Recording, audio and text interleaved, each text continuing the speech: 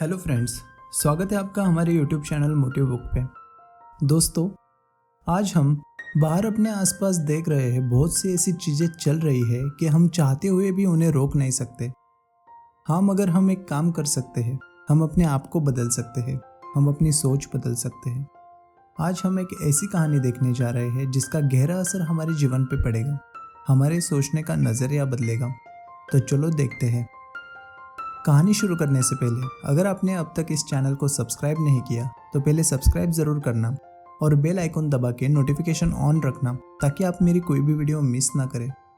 तो चलो कहानी शुरू करते हैं। एक समय की बात है, एक गांव में एक दुकानदार था जिसका कारोबार बहुत अच्छा चल रहा था। उसने अपने व्यवसाय में काफ़ी तरक्की की थी। वो दुकानदार काफ़ी खुश था। उसके लोग बहुत तारीफ किया करते थे और हमेशा उसकी दुकान से ही सामान खरीदा करते थे। इसी तरह उसका जीवन काफ़ी अच्छा गुजर रहा था कि अचानक मानो उसके ऊपर कोई पहाड़ टूट पड़ा। उसने देखा कि उसके दुकान के ठीक सामने एक बहुत बड़ी डिपार्टमेंटल स्टोर खुल रही थी जिसका अभी काम चालू था। अब दुकानदार को लगा कि अगर ये डिपार्टमेंटल स्टोर यहाँ बन गया तो उसके व्यवसाय पर इसका बड़ा असर पड़ेगा। ये सब देखकर वो बहुत दुखी हुआ और एक विद्वान के पास अपनी समस्या बताने के लिए चला गया। उसने विद्वान को सारी बात बताई और कहा कि ये दुकान हमारे पुरखों से चली हुई आई है। ऐसे में अगर ये दुकान बंद हुई तो मैं क्या करूं, कहाँ जाऊं? दुकान के अलावा मैं किसी और काम में माहिर भी नहीं हूं तो मेरा घर कैसे चलेगा? ये सब कहकर उसने विद्वान से सलाह मांगी।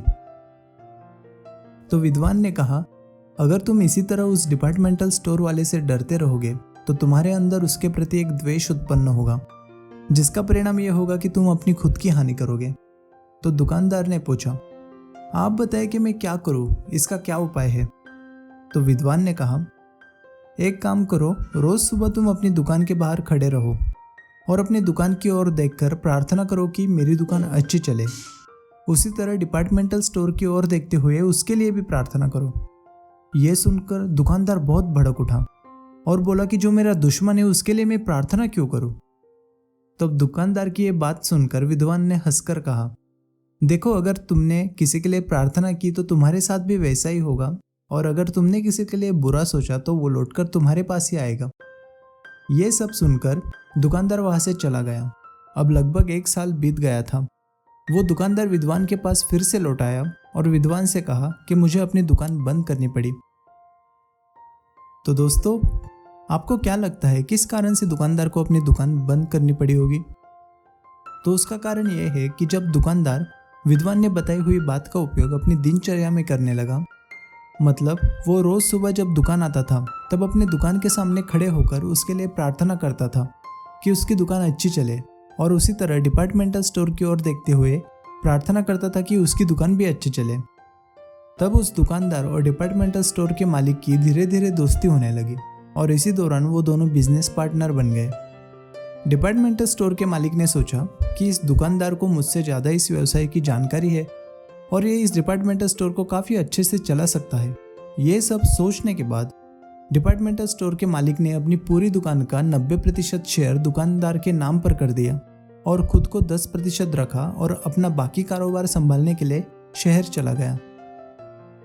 तो इस कारण अब दुकानदार को अपनी खुद की दुकान बंद करनी पड़ी थी ताकि वो डिपार्टमेंटल स्टोर मेहनत से और अच्छी तरह चला सके।